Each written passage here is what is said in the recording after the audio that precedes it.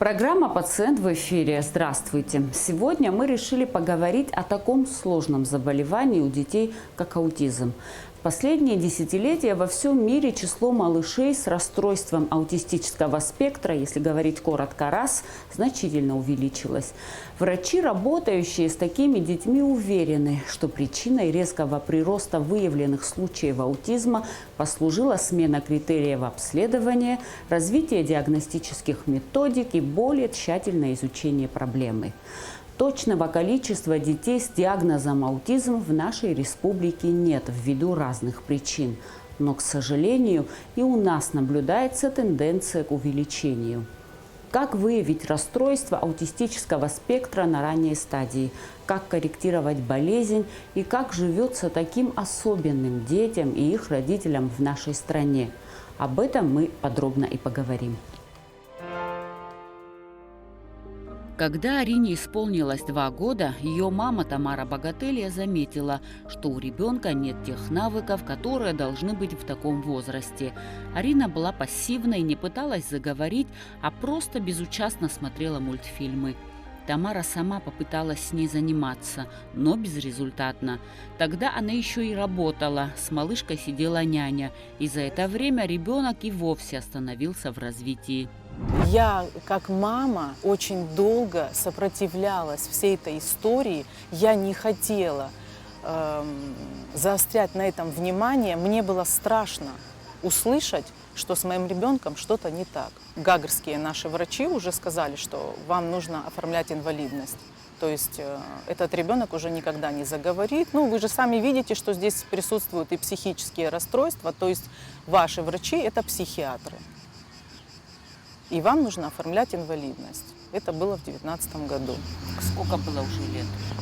Так, 4 года ей было. Шел 5-й год, да. Но это же опять это какой-то период такой, что земля остановилась. То есть у тебя все в черно-белых тонах, и ты все равно думаешь, что вот они все неправые, у нас все выровняется, у нас все поправится. Но это такое эмоциональное.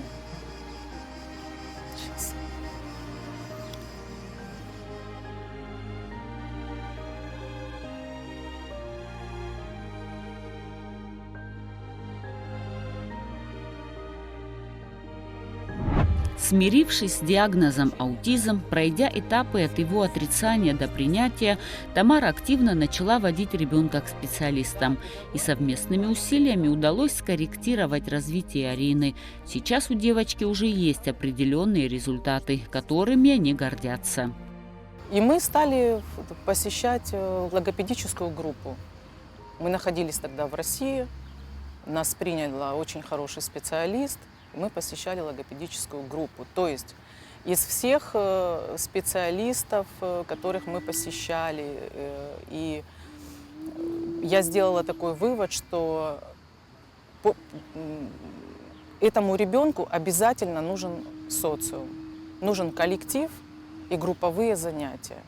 Вот прям не индивидуальные, а аутисты зрительно считывают информацию. Аутистам нужно смотреть.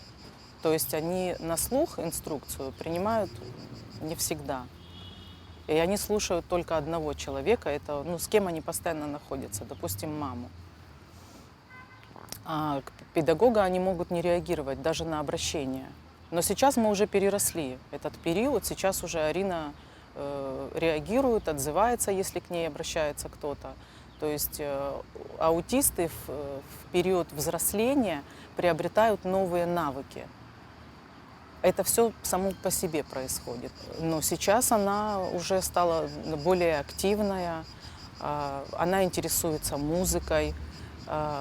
Мы участвуем в проекте «Искусство без границ», и я за нее писала письмо, что Арина очень любит танцевать, и нам обещали урок танцев. Мы пока еще на нем не были, но мы ждем. Очень любит музыку. И с логопедом она сейчас начала петь. То есть я так понимаю, что Арину нужно еще отдавать на уроки вокала. Потому что она очень хорошо слушает музыку, она попадает в такт. То есть вот в ноты, в ритм. И вообще девочка, она у нас очень музыкальная. Ее надо развивать в этом смысле. В быту Арина научилась сама себя обслуживать. То есть я этому даже не уделяла очень много внимания. То есть она все смотрит, что мы делаем, как мы обращаемся там, с собой, по уходу за собой, там какие-то водные процедуры. Это все Арина у нас самостоятельная. Это вот, она меня в этом смысле радует, потому что таких детей очень мало. Сейчас мне стало уже легче, и у меня как-то больше свободы. Мы можем с ней путешествовать, мы можем с ней посещать какие-то культурно-массовые мероприятия. Аутизм, также называемый расстройством аутистического спектра, это разнообразная группа патологических состояний, обусловленных особенностями развития головного мозга. Это не заболевание, как ошибочно принято считать, а комплекс неврологических нарушений развития, которые влияют на социализацию, общение и поведение человека. Симптомы сильно зависят от типа и степени тяжести расстройства и обычно проявляются в возрасте от 2 лет.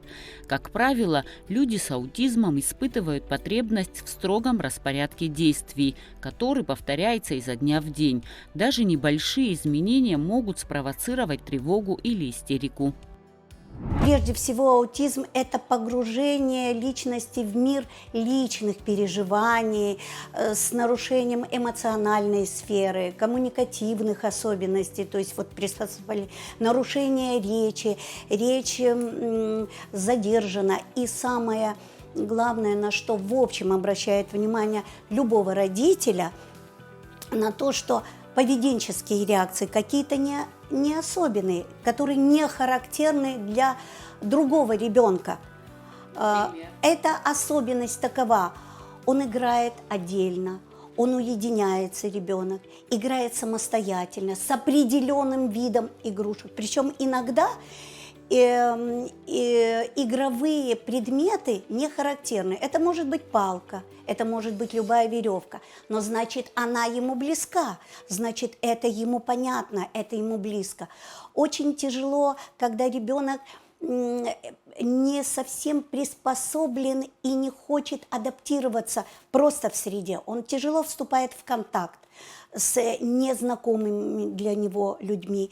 Если предлагаешь какие-то игры, он выбирает, он выражает определенный протест, значит, это ему не нравится. Тяжело. Если мы говорим именно о расстройстве аутистического спектра, это самое основное, это нарушение коммуникации. То есть то, что он не говорит, это даже не такой яркий признак, и даже стереотипная игра в игрушки даже не основной признак. Это эмоциональная глухота. То есть дети не умеют проявлять эмоциональный отклик, сочувствие, сопереживание, чувство ревности, любовь, привязанность к маме, потому что она закрывает все твои физиологические потребности, это одно. А чувство любви и сопереживания – это совершенно другое. То есть пожалеть маму, когда ей грустно, когда ей плохо, или папу, или приревновать к братику или сестричке – это нормально, то есть это нормальная характеристика детей. Значит, первое – это эмоциональный контакт. Как мы можем понять, что есть проблема с эмоциональным контактом? У деток отсутствует реакция взгляда, то есть невозможно поймать их взгляд, глаза в глаза. Отсутствует указательный жест, то есть у них нет эмоциональной потребности, я хочу эту игрушку, нет, она мне не нравится, дай мне другую игрушку и так далее. Они могут не говорить к этому времени, да, 2-летний ребенок не обязательно, чтобы обладал, хотя в 2 года уже речь должна начать формироваться. Но, тем не менее, должен быть указательный взгляд, реакция на имя, чувство радости на какие-то подарки, на какие-то приятности, чувство расстройства и грусти должно быть, реакция испуга должно быть. То есть эмоции, они должны в любом случае, эмоциональный отклик, он должен обязательно присутствовать. Чтобы поставить диагноз аутизм, необходимы консультации нескольких специалистов – психолога, врача-невролога, терапевта или педиатра. По статистике, у мальчиков раз возникает почти в 4 раза чаще, чем у девочек. Ученые объясняют это лучшими коммуникативными способностями женского пола, из-за чего слабо выраженные формы аутизма могут быть попросту незамечены. И еще, что немаловажно, мозг ребенка, он очень лобильный. И те диагнозы, о которых мы говорим в 2-3 года, безусловно, со временем могут меняться, трансформироваться и в итоге либо полностью сниматься, либо уже подтверждаться, либо усложняться. Поэтому ставят диагноз, в основном маленьким деткам ставят диагноз расстройства аутистического спектра. То есть это спектр различных аутистических заболеваний, это не окончательный диагноз. Аутизм тоже туда входит, скажем так. То есть это вот один из вариантов диагнозов. И постановка этого диагноза позволяет нам, именно такая формулировка, позволяет нам не ставить крест на ребенке, не говорить пока об инвалидности и так далее, к 6-7 годам, пока уже окончательно не будет ясно, он компенсировался и все стало нормально, или там нужно уже говорить о каких-то дополнительных мерах, может быть, об инвалидности, там, постановке на учет и так далее. Большинство случаев расстройства аутистического спектра не имеют конкретной причины. Считается, что к аутизму могут приводить некоторые генетические нарушения, воздействие токсических веществ, факторов окружающей среды и многие другие причины. Одно время было широко распространено мнение, что аутизм вызывают прививки. Но на сегодняшний день нет научных данных, которые подтверждают связь прививок с развитием этого заболевания. Несерьезное отношение к диагнозу ребенка может привести к тому, что родители упускают тот момент, когда еще что-то можно было сделать. Поясняю почему. Раньше были такие стандарты, что если ребенок до 5 лет не успел компенсировать речь, коммуникацию, общение, то, то уже поздно, и он не успеет. Сейчас как-то эти временные рамки расширили, и считается, что уже до 7 лет у ребенка есть время компенсировать и речевое развитие, и социальные навыки, коммуникативные и так далее. Почему это важно знать? Потому что к этому возрасту мозг уже окончательно формируется, и если мы, все будет нормально, заговорит, все будет. А если он не заговорит, то все, это уже человек-инвалид на руках остался. Это уже отсутствие и обучения, и нормальной бытовой даже элементарно самостоятельной жизни. Поэтому надеяться на то, что это раз, и может быть это пройдет, раз, я имею в виду расстройство аутистического спектра, и это все пройдет, и он сейчас, сегодня-завтра заговорит, и все будет нормально, и мы об этом не вспомним никогда, это может быть опасный момент. Нужно всегда быть настороже, особенно в нынешнее время, когда проблем с задержками развития вообще в целом стало намного больше, чем было. С 1,5-2 лет ребенок уже понимает, что такое телефон. И он увлечен в экран, который, почему сложно общение и становление психического развития ребенка, и это тоже важно, потому что это односторонняя связь. Вот мы с вами общаемся, мы с вами разговариваем. Почему всегда важно видеть собеседника? Я смотрю вам в глаза. Ребенок, который уже с этой особенностью, он в глаза не смотрит. Он как-то и старается обособленно себя вести. В 2 года вы понимаете, как он хочет. Он стремится ли во двор, он стремится ли к своим сверстникам. 3-4 года, когда идет становление уже ребенка как человека, который окунается в новую среду, в социальное, уже несколько человек, которые его окружают. В Сухуме работает Республиканский реабилитационный центр для детей с ограниченными возможностями. Здесь принимают и детей с аутизмом. В центре работают специалисты, которые стараются оказать помощь особенным детям и их родителям. За последние годы с аутизмом конкретным, как диагноз выставлен, 25 человек, вот за последние, с расстройствами аутистического спектра, аутоподобное поведение, 30 человек, может быть и более, потому что не все они обращаются сюда, они обращаются в те центры, которые также пытаются оказать помощь. Это и Росток, и центры по развитию речи. действительно в Сухуми, в городе здесь, как в столице, естественно, больше возможностей в помощи. И с января 23 года я позволю себе зачитать, значит, первично обратившиеся вообще впервые 7 человек.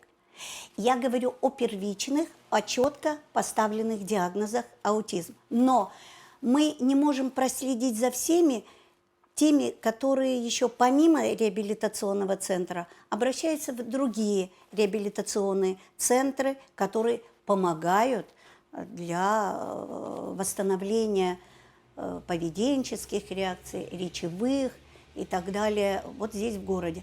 Поэтому отказа никому нет. Мы, конечно, хотим обратиться и к руководству.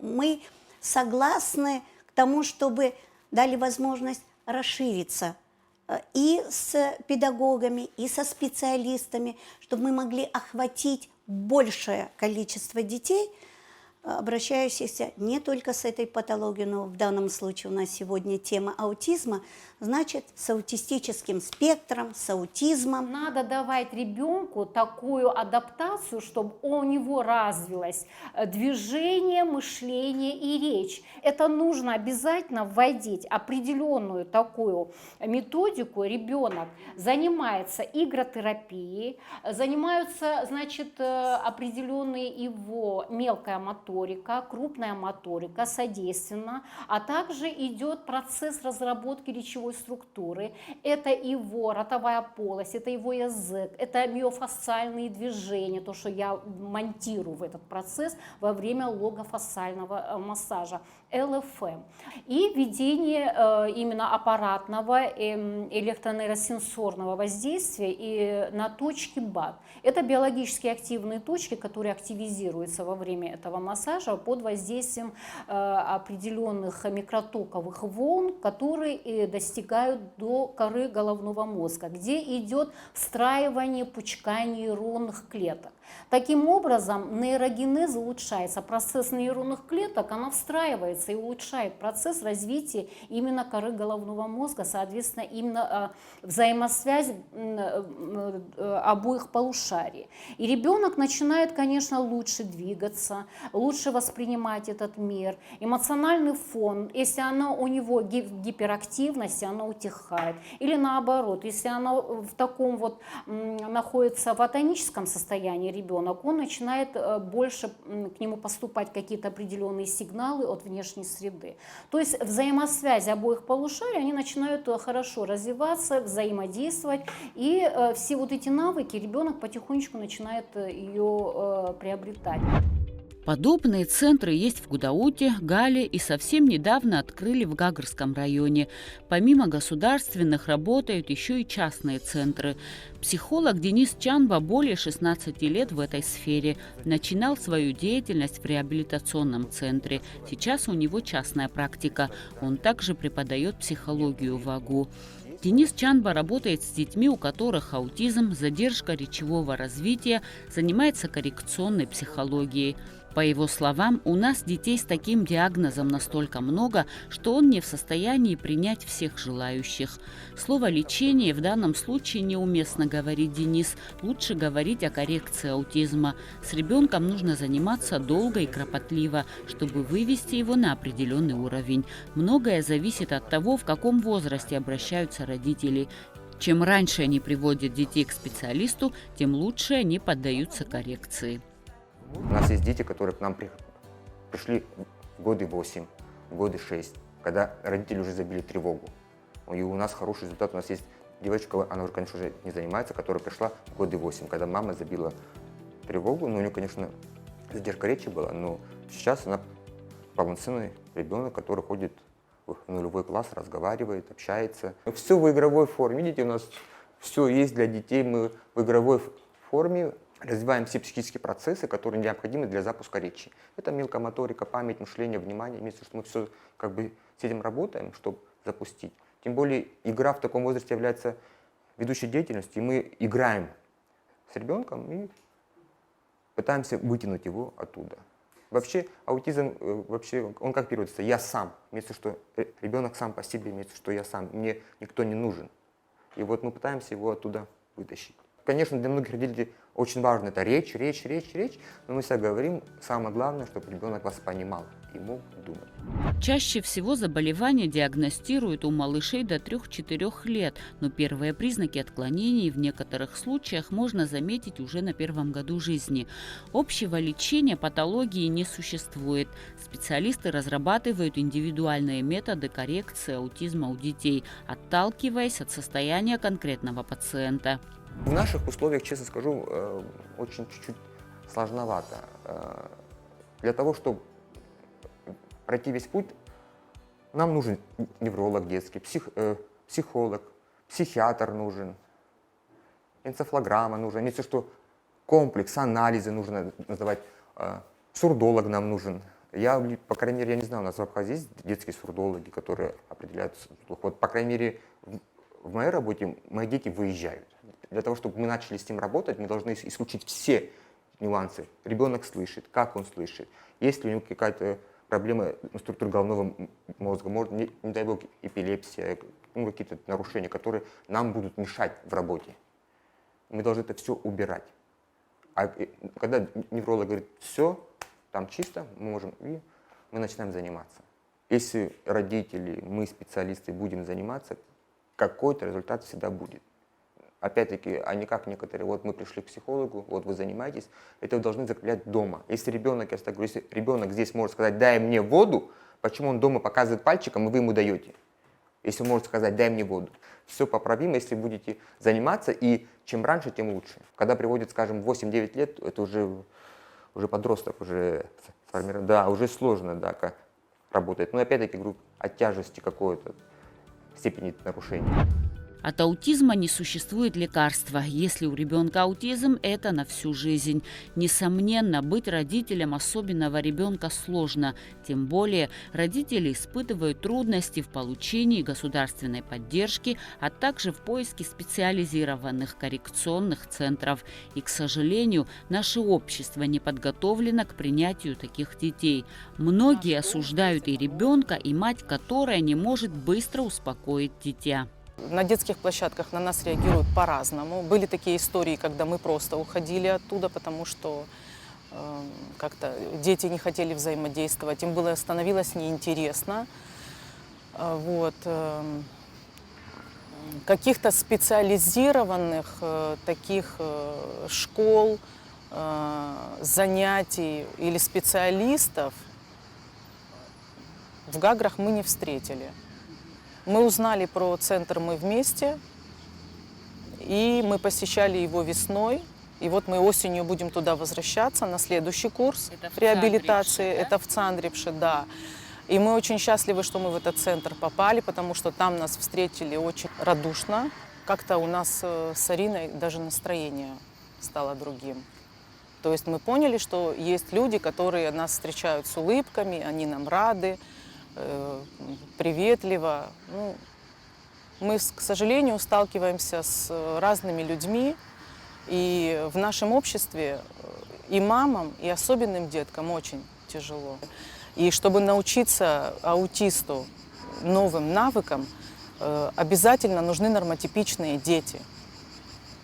С детьми такого развития, как, допустим, у Арины сейчас, она же отстает на несколько лет.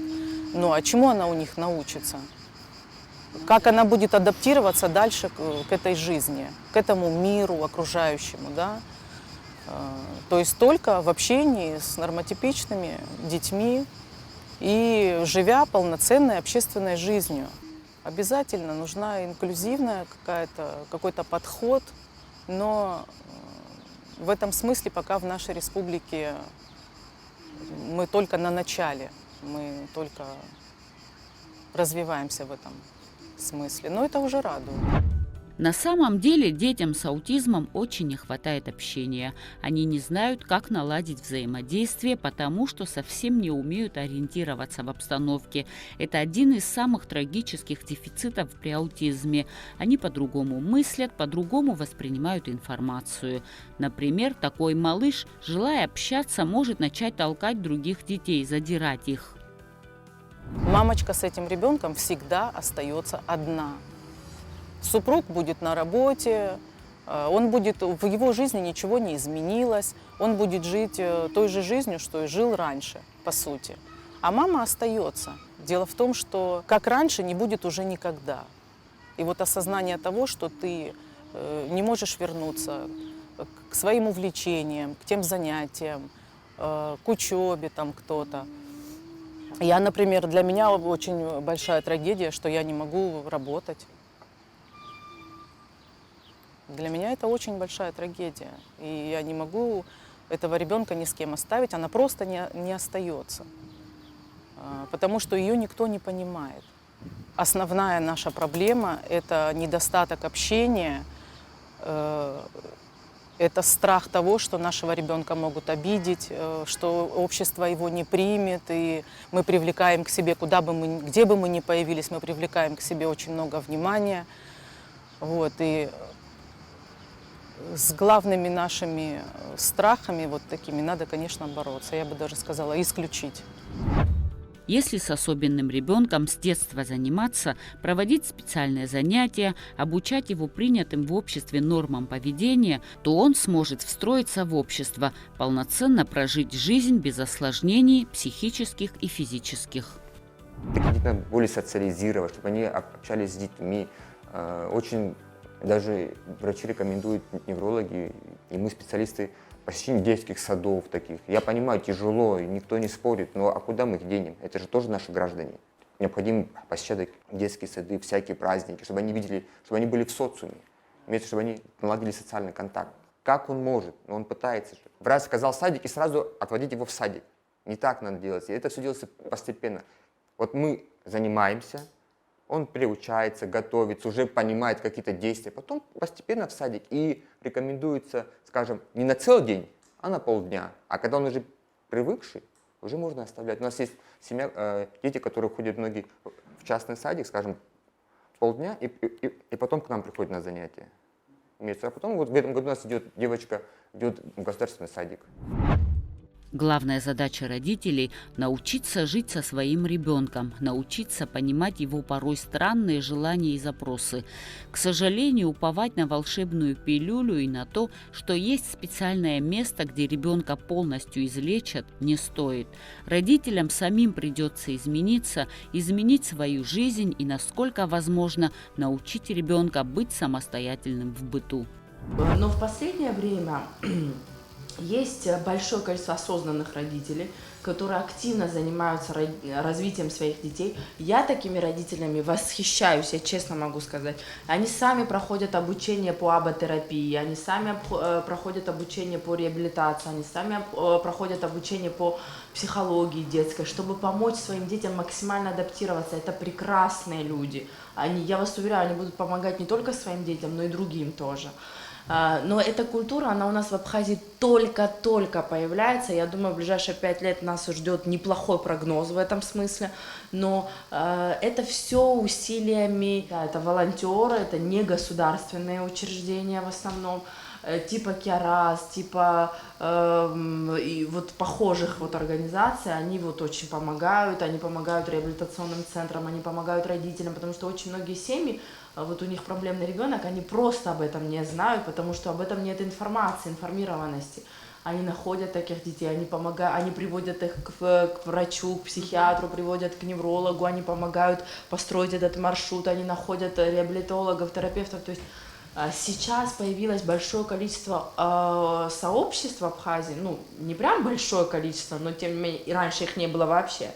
На сегодняшний день есть ассоциация реабилитологов, есть тот же Киарас, которые помогают таким родителям находить пути развития, в какую сторону двигаться. Это здорово, просто прекрасно. Конечно, когда это ставится на государственные рельсы, дело идет намного быстрее. На самом деле положение не такое плохое, как было раньше, в принципе. Модное слово «инклюзивное обучение». Это же мы все говорим про инклюзию. Имеется в виду, что если у него сохранен интеллект, если у меня есть дети, которые ходят в школу, нету агрессивных реакций, он ходит в школу. Но опять-таки зависит от степени интеллекта, речевых навыков. Есть дети, которые у меня ходят в вспомогательную школу. Такие дети тоже есть. Все-таки садик закладывает какие-то базовые навыки. Там умение сидеть за столом, имеется, что взаимодействие с детьми, коллектив какой-то. И потом у нас этого нету, и мы идем в школу. Если у нас, конечно, появится речь, если у нас есть интеллект сохранен. А потом что? А потом ничего. Таким детям очень рекомендуется трудовая терапия, что они могут работать. Во многих зарубежных странах, что у них есть фермы, где эти дети работают на фермах. Они помогают обществу как-то. Они вносят свой вклад, конечно. Просто у нас все как бы ограничено в этом плане. Просто у меня вот, после школы, что их ждет, я даже, знаете, не могу вам это рассказать. Родителям терпение. Терпение. Кто не сталкивался, это им сложно понять, поверьте. Вот я с детьми работаю уже 16 лет уже, я работаю, и все мои дети, они, вот с которыми я занимаюсь, они мои дети. Когда что-то у них не получается, это также и я от этого страдаю, имеется что. Вот когда есть успехи, я радуюсь, как и они. Если говорить о данном диагнозе, то это основная работа, это педагогическая сфера, это логопеды, это дефектологи, это психологи, которые именно могут работать с такими детками. У нас они есть. Никогда ни один родитель не должен опускать руки. Все надо делать. И стремиться, и стучать в любые двери. Закрытых дверей не должно быть. Ни с нашей стороны, Боже упаси, ни со стороны, я, может быть, скажу, руководства. И мы просим, чтобы руководство нас правильно понимало, помогало, для того, чтобы мы не отправляли детей, взрослых за пределы. Но это невозможно. Мы потихонечку должны вставать на ноги, мы должны совершенствовать свои знания, свои способности, знания, для того, чтобы правильно оказать помощь для хорошего здоровья населения, ну, конечно, деток. Мы говорим о детях, это наше будущее. 2 раза в неделю Тамара возит Арину к специалистам в Адлер. Ей с Гагры ближе туда. Ребенок получает пособие по инвалидности в России. Говорит, местные выплаты им не хватило бы выжить. Чтобы лучше понимать свою дочь, мама прошла специальные курсы. В этом году Арина пойдет в 4-ю гагрскую школу. Директор приняла их тепло. Понимаю, что, возможно, у нас возникнут какие-то трудности. Педагоги у нас не подготовлены в этом смысле. Но я думаю, что у нас все получится, потому что мы стараемся. Арина сложно обучаемая девочка. И ввиду того, что навыков речи у нее совсем нет, конечно, нам будет тяжело. Но мы на это готовы. Я просто от этого очень сильно устала, и сейчас я на таком этапе, что я просто хочу жить полноценной жизнью, как и все остальные. Я не хочу, чтобы аутизм управлял моей жизнью. То есть вот сейчас я вот на таком этапе. Для нас важно, чтобы мы тоже были как-то самореализованы, и наша жизнь проходила тоже как-то интересно, со своими увлечениями. Скажите, а каким вы видите будущее Арины? Я об этом просто не думаю. Конечно, надежда есть на то, что у ребенка все выровняется. И каждая мама, я думаю, что со мной согласится. Мы всегда будем надеяться на то, что все у наших детей будет хорошо. Конечно, у Тамары есть страх перед школой. Вопрос, как примут ее ребенка, пугает ее больше всего. Но она надеется, что все будет хорошо. Ведь Арина может научить своих сверстников, как научила свою маму, терпимости. Конечно, в нашей стране не хватает инклюзивных программ, которые позволили бы включить особенных детей в обычную жизнь. Чтобы родители не оставались с проблемами один на один, им нужна постоянная помощь и поддержка. И главное, насколько прогрессивно общество показывает то, как оно относится к тем, кому меньше повезло в жизни. Поэтому необходимо воспитывать и в себе, и в своих детях милосердие и терпимость к чужой беде. Ведь в такую ситуацию может попасть любой человек. Берегите свое здоровье, а я прощаюсь с вами. До новых встреч!